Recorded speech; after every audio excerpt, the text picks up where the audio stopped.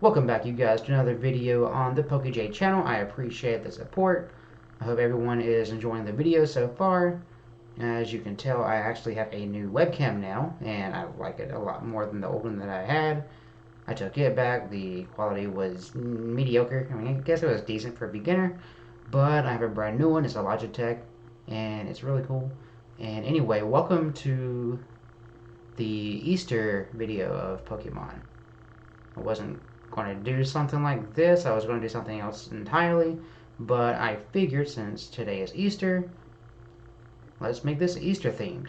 So today we're going to be talking about the Easter bunnies of Pokemon. Yes, we have Easter bunnies in Pokemon, guys, and some of them are okay. Some of them are decent. Some of them really don't need to be used at all, ever, for any reason. Has nothing to do with whether or not I like the Pokemon. It's just because they're not very good. Just their stats are bad. The stat spread is terrible. They're just not good. And then there are others that are amazing. So we are going to be getting started with this. And the very first Pokemon we are going to talk about is Bunnelby. So, Bunnelby. What is up with Bunnelby? Well, let's check out his stats. Because we are going from the worst to the best, stats-wise. And, unfortunately, Bunnelby is the first Pokemon we talk about. He's at 237. Not very good. As you can see, his stat spread is terrible throughout the whole thing. It's pretty balanced, which is really bad for a 237.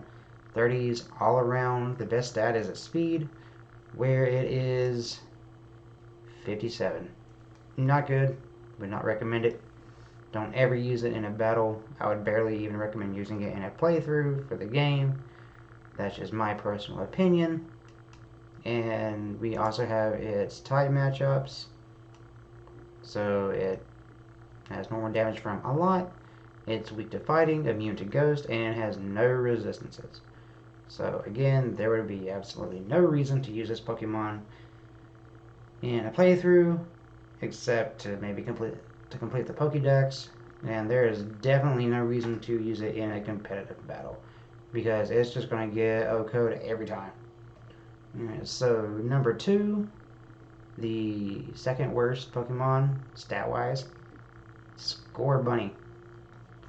So, Scorbunny, it is the only base starter. We're going to have, obviously, its evolutions later on, but it's the only base starter that is on this list. And Scorbunny's stats are better than Bunnelby, at least, but not too much better. It's a 310. Again, just like Bunnelby, the spread is not that great. Mostly 40s. You have 3 that are in the 40s. You have 50 HP, 71 attack, and then speed 69. So it's not even going to outspeed too many things. It's good for what it is. It's a starter. That's all it's really meant to be for, to get you set up for a game, and that's it. If you get it to evolve, you get to Cinderace, you'll be perfectly fine. But for Scorbunny alone later on in the game, no, you'll want to use something else. You'll definitely want it to evolve. And now we also have its type matchups, because it is fire. It has 3 weaknesses, and they are ground, rock, and water. No immunities. However, it does have quite a bit of resistance. Bug, steel, fire, grass, ice, and fairy. So all of these are going to be doing reduced damage to Scorbunny. So it at least has that going for it. So that's always cool. Right, next on this list is Baneri with a whopping stat total of 350. It's a lot better than Bunnelby, not much better than Scorbunny, but still better overall. It's a 350. The spread is similar to Scorbunny's. It's just a little bit stronger in each department, but Still not really worth that great. It's cute to look at. Definitely a bunny. Definitely looks like something that should be maybe an Easter mascot of Pokemon. But it is not one that I would ever use in a playthrough. Well, maybe a playthrough, but I definitely wouldn't use it competitively. As far as its match types, we have that it's weak to fighting and immune to ghost. So at least there's that. It only has one weakness, but it also doesn't have any resistances because it is a normal type. So there's that. So that is binary, and then we move on to Azumarill. Azumarill, Gen 2 Gold Silver Crystal. A lot of us familiar with that season of Pokemon. Azumarill was a water type, and then later on was changed to Water Fairy, and because of that it actually got a lot better than when it was originally released. So first, stat wise, it's 410 spread originally, which is not that bad. 420 later. When it was buffed, it's barely a buff, if you want to call it that. I mean, if anything got buffed, it was just a special attack. It's by 10 points, so I really don't see the need. I didn't see the point in the buff taking place. But if you want to talk about its type matchup, again, because it's water and fairy, it's weak to poison, grass, and electric, immune to dragon because of the fairy half, something that it would have not have had back in Gen 2. And then its resistances are to fighting bug, fire, water, ice, and dark. So Azumarill has become a lot more versatile than when it was originally released. It's still, I don't know, I think I would use it competitively, but more just for fun. Just because it goes back to old days of Gen 2. And it's also the evolved form of Marill, which I don't know if many of you did this, but a lot of people that I know around here, at the beginning of Meryl's reveal, sort of nicknamed it Pika-Blue just because it seemed to act like a blue Pikachu in a way. I don't know. That's just my opinion, and from what I've seen, from what I said, just from around here where I live, a lot of people called it Pika-Blue. I thought it was cute. Next we have Raboot, which is the obvious next stage of Square Bunny. It's pretty similar, but of course much stronger. Its stats, obviously much better. 420. It could be better, but it's definitely better than the other ones that I've already mentioned in this video. Obviously, that's why it's already higher up in the list. But it is definitely a lot more viable to use than Square Bunny, like any other evolution compared to their base forms. And if you look at its type matchups, obviously because being the same type as Square Bunny, the matchups are the same. So it's going to be the ground, rock, and water weakness, no immunities with the bug, steel, fire, grass, ice, and fairy resistance. And then next we have Diggersby. Now Diggersby he's actually pretty cool. In my opinion, I think he looks cool. I don't know about you guys, but his stats, 423, they're not bad. They're a little bit better than Raboot, but his type matchup.